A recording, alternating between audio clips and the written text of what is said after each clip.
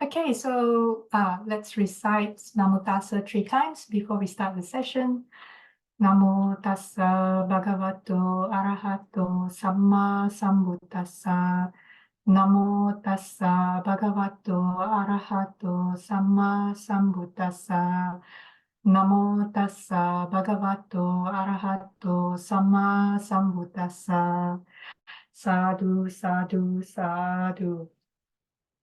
Okay, so today we will be reading the beginning part of a book written by Venerable Sister Khema. The title of the book is The Crossroad of Mundane and Transcendental Dependent Origination. So those of us, we may know that one of Venerable Sister Khema's pet projects was talking about the 12 links of dependent origination and explaining them in a very clear and simple manner. And for those who are interested, this can be found, the discussion and also the elaboration on that can be found on the Samatha Vipassana Trust YouTube channel. Okay, so let's give this a read. So this was a book that we managed to get published by Inward Path Publisher in Penang, Malaysia. Okay, I'm just gonna skip the foreword. You can read the foreword by Bhante Kusala. So I'm just gonna see if, can I put this in? Oops. Okay. Remove my thing here. Okay. Okay, I'm just gonna try and adjust the page a little bit. Here we go. Okay, preface. So did the Buddha hypothesize the 12 links in dependent origination first before seeing them during his meditation? So the first question itself is really quite interesting in itself. Okay. So when we review these links, will we discover how suffering can cease? Can we discover how damaging patterns of emotional reactions change? Did the Buddha leave us a progressive development chart to find relief? If we read through the Upanishad Sutta, will we learn dependent origination to see how we progress to the ultimate experience of Nibbana? So I think also for those who are interested, there has been a reading and explanation of Upanishad Sutta again in the same YouTube channel, so you can also search that.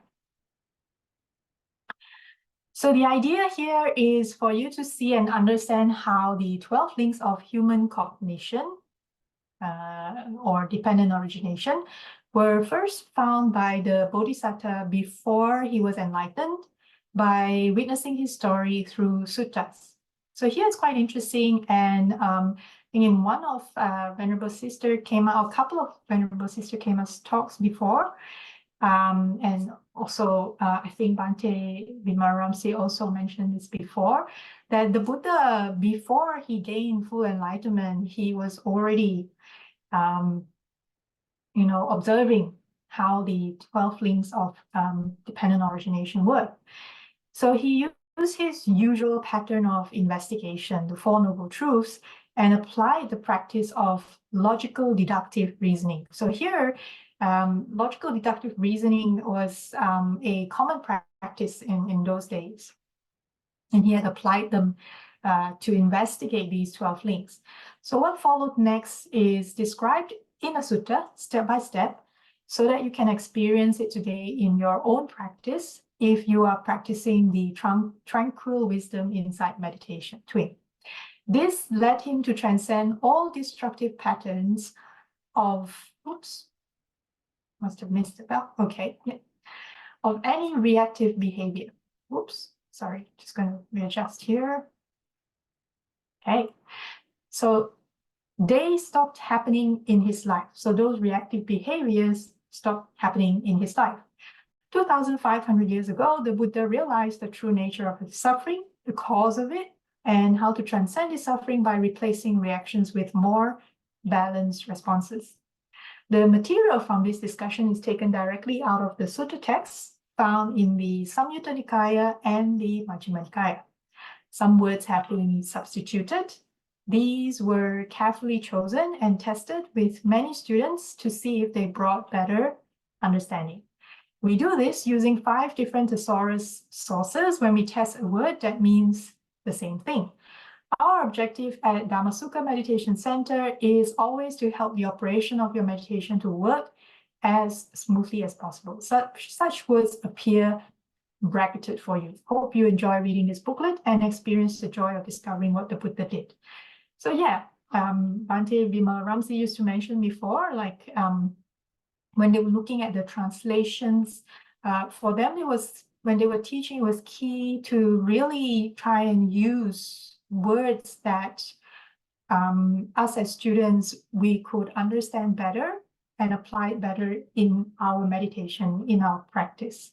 So it wasn't just understanding things from an intellectual perspective, but also when we are, given, let's say, the correct word or a word that gives us better understanding, then when we apply it in our practice, it makes more sense, and it is then more useful and helpful in our progress. Sorry, skip the page here. So let's go to the first part of this chapter. Okay. So the first part is taken from the Nidana Vagga, the Book of Causation, chapter 12, section 10. So this sutta reveals how Siddhartha, the Bodhisattva, so this was before the Buddha gained enlightenment, he investigated suffering, the first noble truth, the cause of suffering, which was the second noble truth, and experienced the cessation of suffering, the third noble truth. And this revealed the actuality or the true impersonal nature of everything. So here we will read through this sutta. Number 1, Origination. Monks, before my enlightenment, while I was still a bodhisattva, not yet fully enlightened, it occurred to me, alas, this world has fallen into trouble, in that it is born, ages and dies, it passes away and is reborn, yet it does not understand the escape from this suffering by aging and death. When now will an escape be discerned from this suffering by aging and death? Then, monks, it occurred to me, when what exists does aging and death come to be?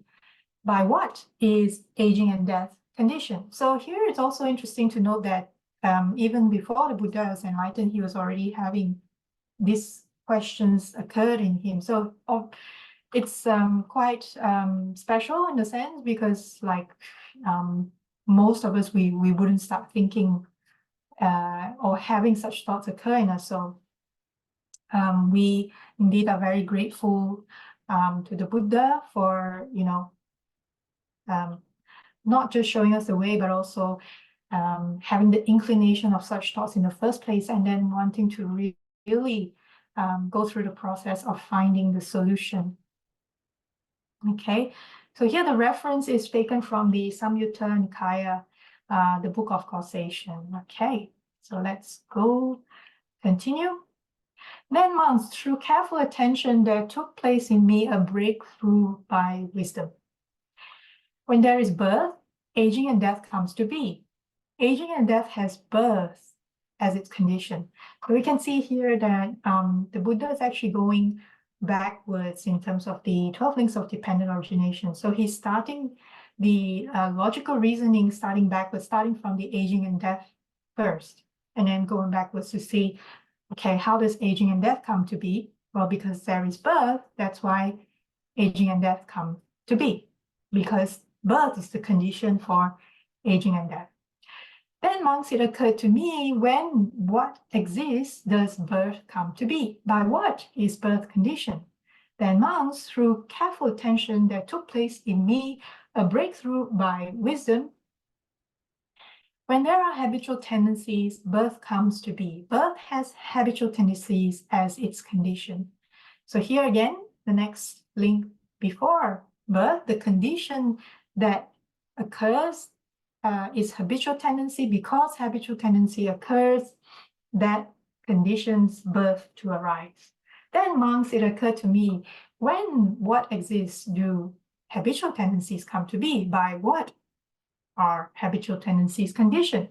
Then, monks, through careful attention, there took place in me a breakthrough by wisdom. When there is clinging, habitual tendencies come to be. Habitual tendencies have clinging as their condition. So because of the act of clinging to certain thoughts or certain perceptions, we keep going, and that becomes a habitual tendency. As long as the clinging keeps going on and on in the mind, that then leads to a habitual tendency. So then, monks, it occurs to me, but when what exists does clinging come to be? By what is clinging conditioned? Then, monks, through careful attention, there took place in me a breakthrough by wisdom. When there is craving, clinging comes to be. Clinging has as its condition. So as Bhante Vimalaramsi used to mention, craving is easy to spot in our practice because it manifests as tension and tightness in the body, in the mind. So whenever we see tension or tightness arising, then we know, oops, okay, so that is where craving has arisen. So it's a good indicator. And then at that point, we can then use the 6 R's to recognize that, oh, tension and tightness has arisen. So at that point, we go release that tension, tightness, we relax. We re-smile if we have not already been smiling. And then, so recognize, release, relax, we smile, return to the object of meditation. And if needed, we can repeat that process whenever the craving arises. So then, monks, it occurred to me, when what exists does craving come to be? By what is craving conditioned? Hey, so then, monks, through careful attention,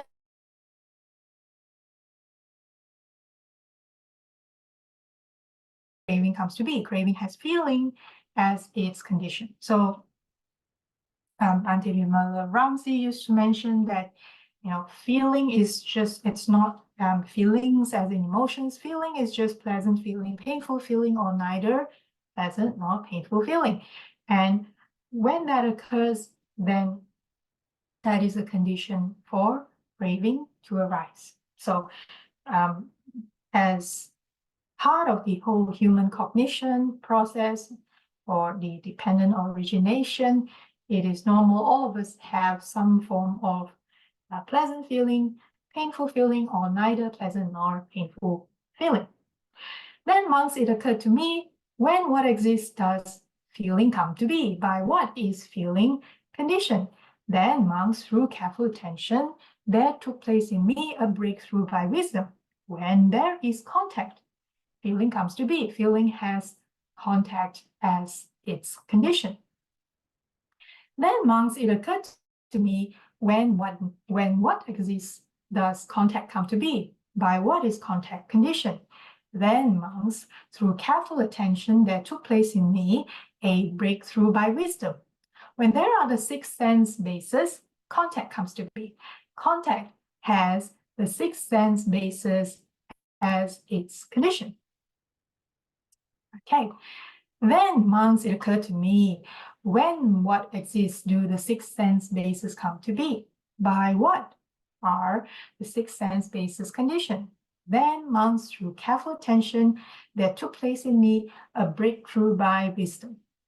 When there is mentality, materiality, the 6 sense bases come to be. The 6 sense bases have mentality, materiality as their condition.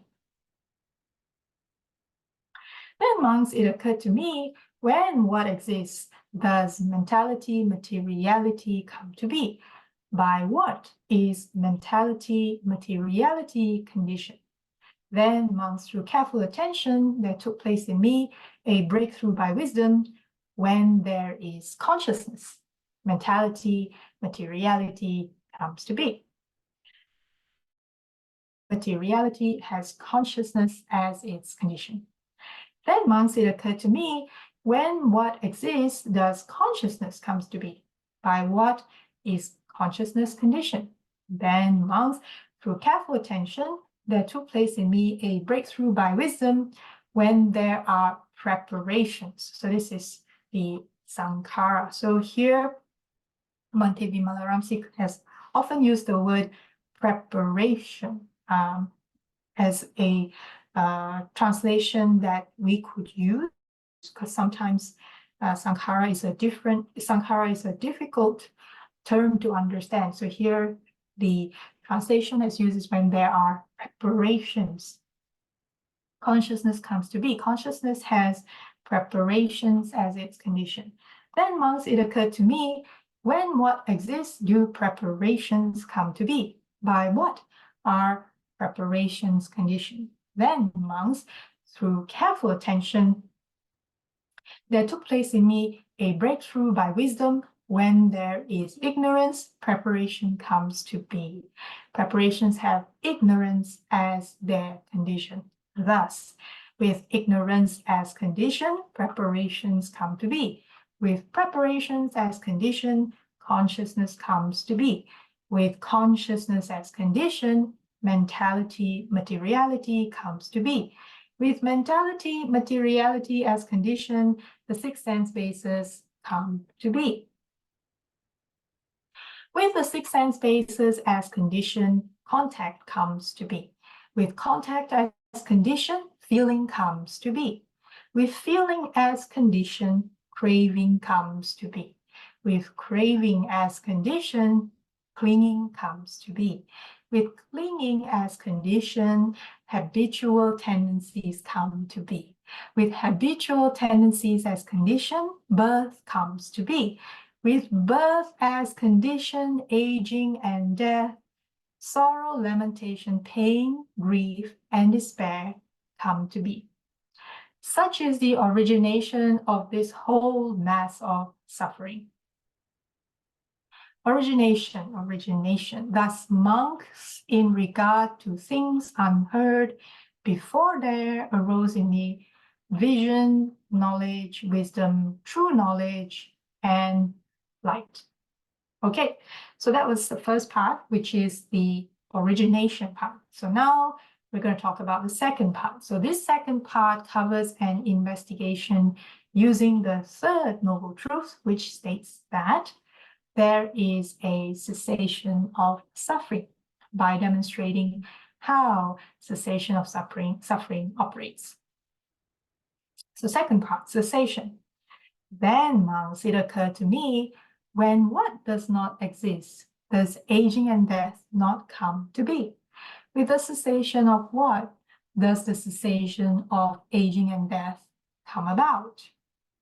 Then, monks, through careful attention, there took place in me a breakthrough by wisdom. When there is no birth, aging and death does not come to be. With the cessation of birth comes cessation of aging and death. So here often we listen to some of the talks that Bhante Vimalaramsi had given before, our Venerable Sister Khema as well. So here the context of birth is not necessarily just birth as we know it, but also the birth of any habitual tendencies that arise in our mind. And each time that happens, that's also part of the process as well. So here, the concept of birth is a little bit broader as well. So then, monks, it occurred to me, when what does not exist, does birth not come to be? By the cessation of what does the cessation of birth come about? Then, monks, through careful attention, there took place in me a breakthrough by wisdom. When there are no habitual tendencies, birth does not come to be. With the cessation of habitual tendencies, the cessation of birth. Then, monks, it occurred to me, when what does not exist, do habitual tendencies not come to be? By the cessation of what do the cessation of habitual tendencies come about? Then, monks, through careful attention, there took place in me a breakthrough by wisdom. When there is no clinging, habitual tendencies do not come to be. With the cessation of clinging comes the cessation of habitual tendencies. So now we're going through the links again from backwards, so aging and death, and then looking at what caused them. But here the Buddha is explaining in terms of cessation. Then once it occurred to me, when what does not exist, does clinging not come to be? By the cessation of what does the cessation of clinging come about? Then, monks, through careful attention, there took place in me a breakthrough by wisdom. When there is no craving, clinging does not come to be. With the cessation of craving comes the cessation of clinging. Then, monks, it occurred to me, when what does not exist, does craving not come to be? By the cessation of what does the cessation of craving come about? Then, monks, through careful attention, there took place in me a breakthrough by wisdom. When there is no feeling, craving does not come to be. With the cessation of feeling comes the cessation of craving. Then, monks, it occurred to me, when what does not exist, does feeling not come to be? By the cessation of what does the cessation of feeling come about? Then, monks, through careful attention, there took place in me a breakthrough by wisdom. When there is no contact, feeling does not come to be. With the cessation of contact comes the cessation of feeling. Then, monks, it occurred to me, when what does not exist, does contact not come to be?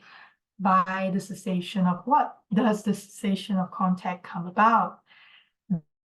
Monks, through careful attention, there took place in me a breakthrough by wisdom. When there are no six sense bases, contact does not come to be. With the cessation of the six sense bases comes the cessation of contact. Then, monks, it occurred to me, when what does not exist, do the six sense bases not come to be? By the cessation of what does the cessation of the six sense bases come about? Then, monks, through careful attention, there took place in me a breakthrough by wisdom. When there is no mentality materiality, the six sense bases do not come to be. With the cessation of mentality materiality comes the cessation of the six sense bases. Then, monks, it occurred to me, when what does not exist, does mentality materiality not come to be? By the cessation of what does the cessation of mentality materiality come about? Then, monks, through careful attention, there took place in me a breakthrough by wisdom. When there is no consciousness, mentality materiality does not come to be. With the cessation of consciousness comes the cessation of mentality materiality.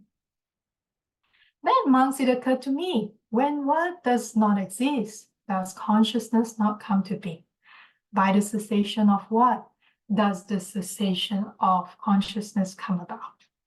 Then, monks, through careful attention, there took place in me a breakthrough by wisdom. When there are no preparations, consciousness does not come to be. With the cessation of preparations comes the cessation of consciousness. Then, monks, it occurred to me, when what does not exist, do preparations not come to be?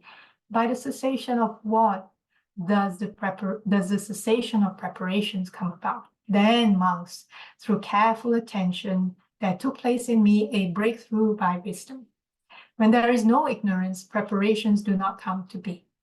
With the cessation of ignorance comes the cessation of preparations. Thus, with the remainderless fading away and cessation of ignorance comes cessations of preparation, cessation of consciousness, cessation of mentality, materiality, cessation of the six sense bases, cessation of contact, cessation of feeling, cessation of craving, cessation of clinging, cessation of habitual tendencies, cessation of birth, cessation of aging and death. Such is the cessation of this whole mass of suffering.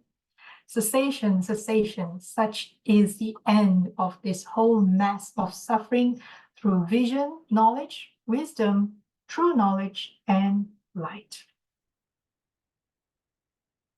So here, Venerable Sister Khema then offered some commentary to help us understand this a little bit better. So I will now read her commentary.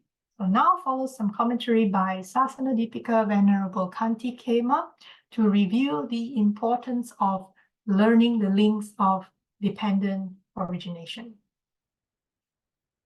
At this point, the Buddha had figured out the nature of and cause for each link of cognition, which was a line of dependent origination or dependent co-arising.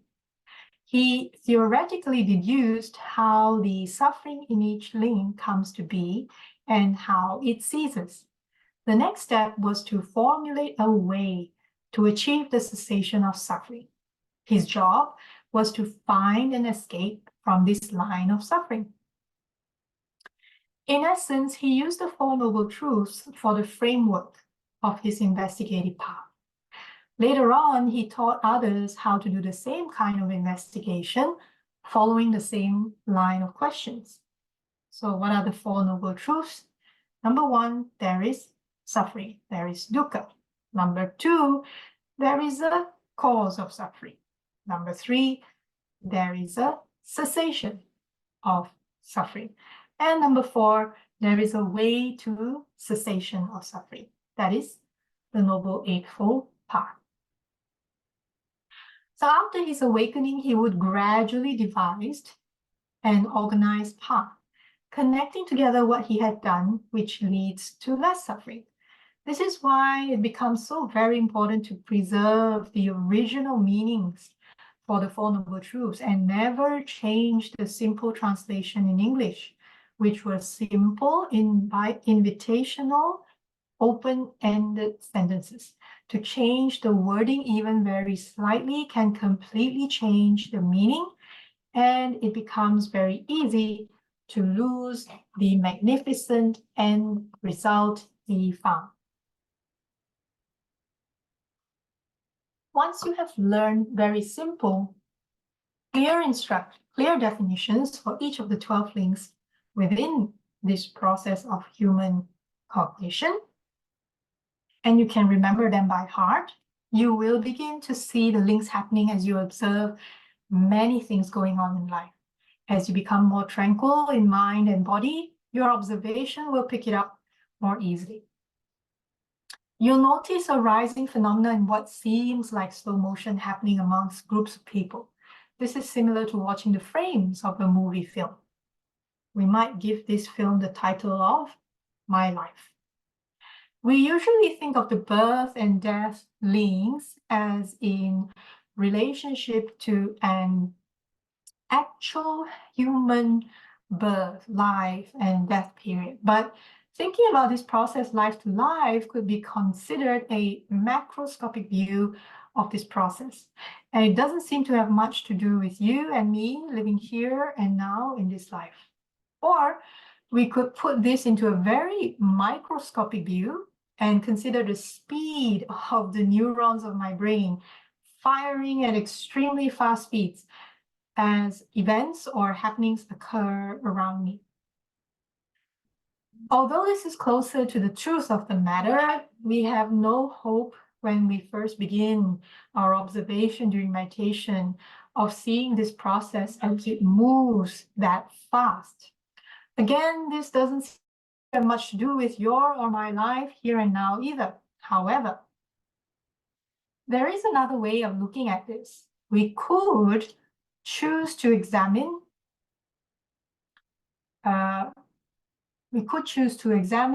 these links as they are happening within one life event at a time, at a middle speed during one event at a time. For instance, watching what happens when one person becomes angry at another and the opposite person then reacts back at them in a similar way. By viewing single events first in our training, we begin to notice for ourselves what is going on within this line of cognition as it is happening. This, then, is a middle speed observation, a more logical view of one phenomenal event happening at a time. This has been called the phenomenal, so I always have difficulty pronouncing this properly, phenomenological view of dependent co-arising. It concerns one middle scope of view of one interaction as we live life. Now, this is more valuable and might even allow us to realize how war starts. Without knowing this, by seeing it for ourselves, no person on earth can ever have peace. Individual life events can be watched and studied if we choose a middle way of observing each event. So here, middle way is key. Excuse me. We can consider how it happens within individual phenomena or individual events arising in our life first. And then, as our observation power gets stronger, we can sit for longer periods and see it happening in people around us. This is universal. As we do this, our minds get sharper and our observation gets stronger. Pretty soon, we will be able to watch small instances of this in our meditation at the deepest levels. We can perform a phenomenological analysis of how the links happen step by step within one event in life at a time, and later on watch one consciousness arise at a time. To watch the links more closely, one has to have a basic understanding of the line of human cognition first, from the point of contact through the 6 sense bases. A person's basic sense bases are the eye, ear, nose, tongue, body, and mind. The first 5 sense bases allow us to experience the external world, and the 6th one allows us to experience the internal world of mind. Each of the 6 sense bases has its own physical earth element, its own functionality within its own field of consciousness leading to contact. So here it's interesting because it's not just one consciousness. Each of the 6 sense base has its own field of consciousness.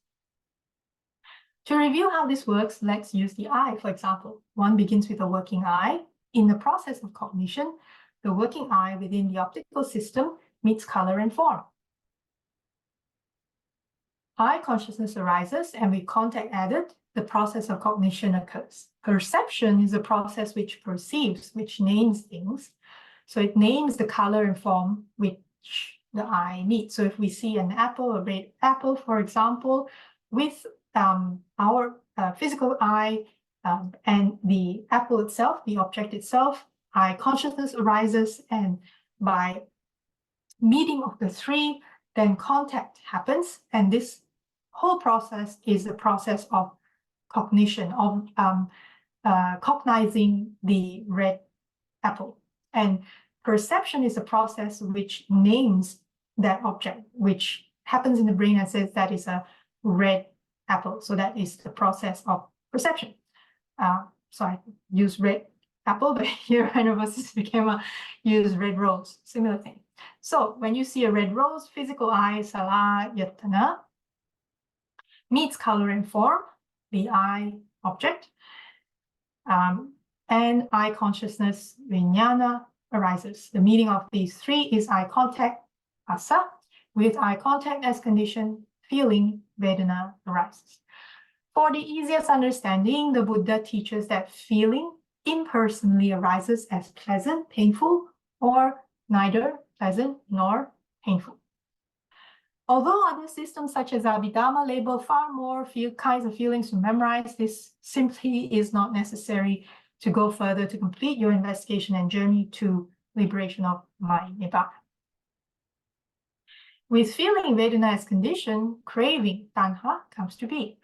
Ignorance and craving are traditionally considered to be the root cause of suffering. This craving is actually good to come up during your practice, so you can take a look at it. It gives you a warning sign as it is arising. Ignorance means you don't have any knowledge yet about how things work. Don't worry about that. We are fixing this for you here and now. Craving contains a feeling of rising tension, a kind of tightening. Because of this genuine symptom, the mind can be trained to pick up on it, can learn to detect it as it is happening. You must remember that craving always manifests. So manifest means it shows up as a slight increase in the tension and tightness in the mind or the body each time it is. And within the cycle of your TWIM practice, that tension and tightness from craving is your cue to never mind this tension and let it go, relax, smile, and come back to your observation and meditation or task in life. So basically, to practice the never mind game, or if you like, the 6 hours. And this is done quickly in 2 to 3 seconds, even quicker. The nature of this arising tension situation is that craving actually is the I like it or I don't like it mind. At the point of craving, you feel the concepts of a personal I suddenly jumping up into the process of human cognition. So, craving introduces the first obvious entrance of a personal opinion in this line of cognition. This is where personality, identity, self, or me come into the picture. Mind is the forerunner of all states. Mind-made are they. Therefore, mind and that tension in the body are connected in a subsystem agreement that in Pali is called nama rupa, or mentality materiality.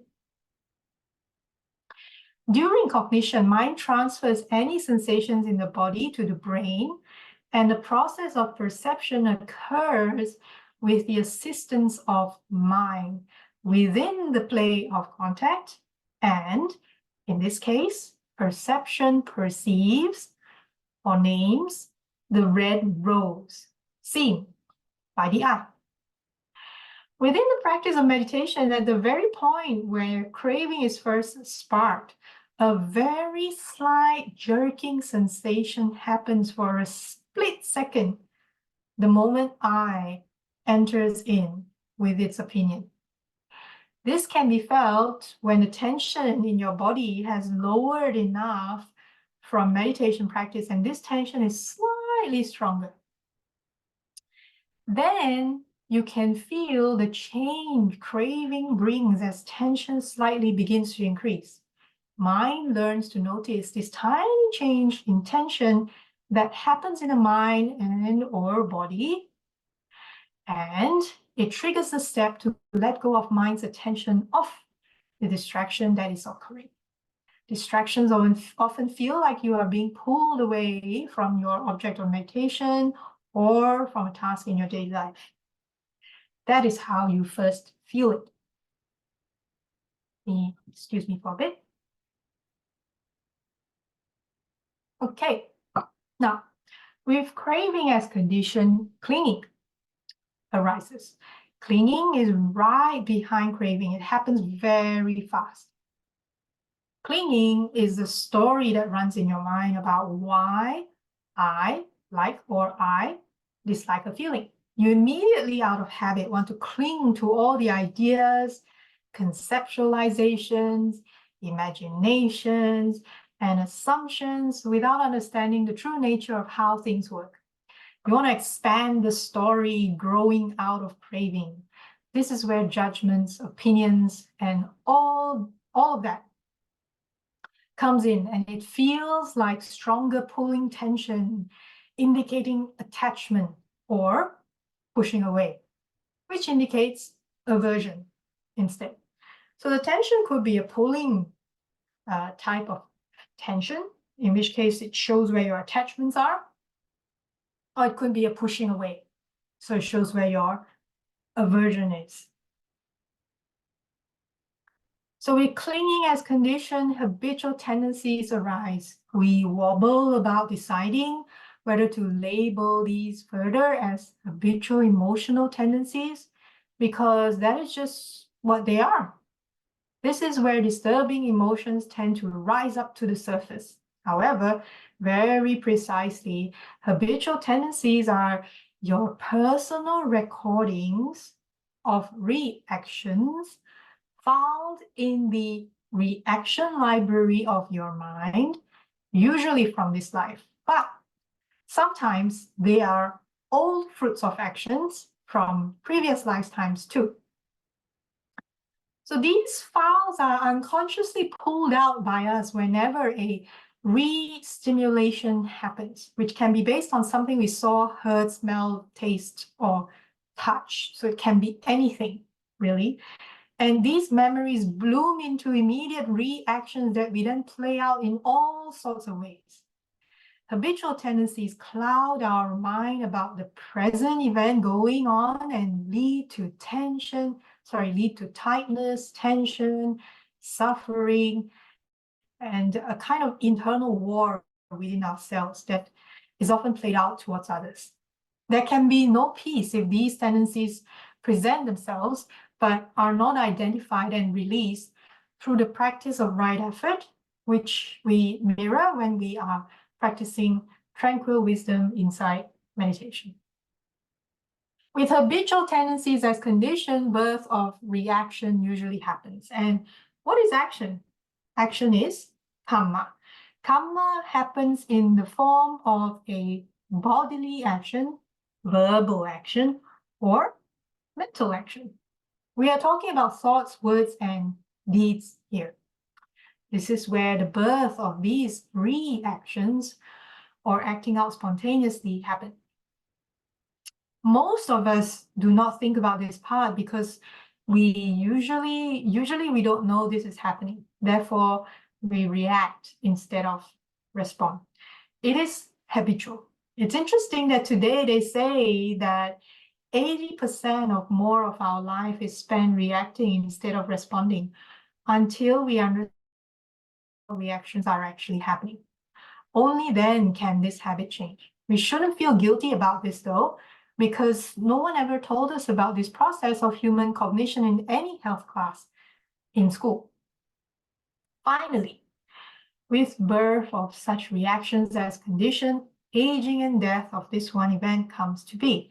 This is the end of one event seen through this middle way of observation, here and now, while considering the impact of each of the links of the impersonal process of dependent origination or co-arising. So here the keyword, there are a couple of keywords, but some of the keywords here are middle way of observation, and also that the links of dependent origination, they are impersonal. It's an impersonal process, and that's important to understand as well. So the event is over. The event in its totality could bring up sorrow, lamentation, pain, grief, or despair during the line of human cognition occurring and after. How much suffering is directly proportional to how personally we took this event as it was happening. More on that later. So here it's important to understand, as what Venerable Sister Khema pointed out, the entire process, 12 links of dependent origination, really is an impersonal process.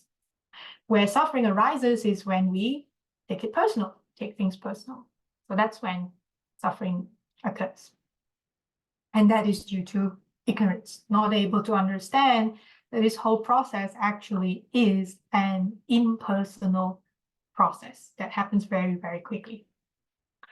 Okay, so for today's reading, we will end here because this is a nice spot to end. And the next time we have a chance to continue the reading, we will continue from here, and it then leads to a recap. So it's a nice place to pause here. So I would like to ask or invite any discussions from our attendees today? Is there anyone who would like to comment on today's reading or offer any thoughts? Oops. So open to everyone.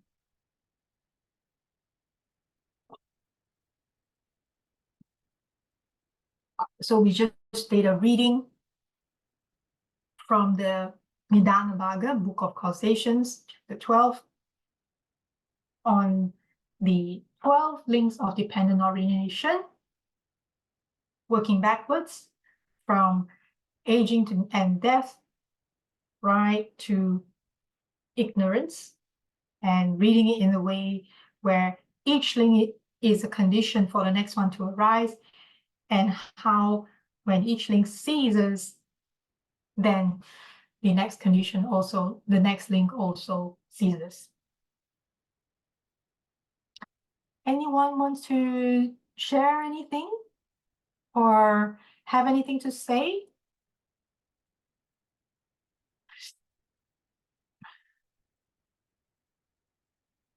Yes, no? Do we have any thoughts or comments from anyone? While I try and look for the sharing of merit.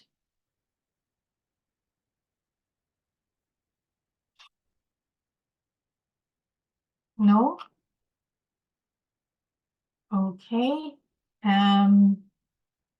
So if does anyone have any questions? Actually, it doesn't have to be related to today's reading. It can be questions on your practice. We have a couple of TWIM guides here dialed in today. Does anyone want to use this opportunity to ask any questions about your practice to our TWIM guides here? So this is a good opportunity as well. You can also type in the chat if you have any questions about your practice.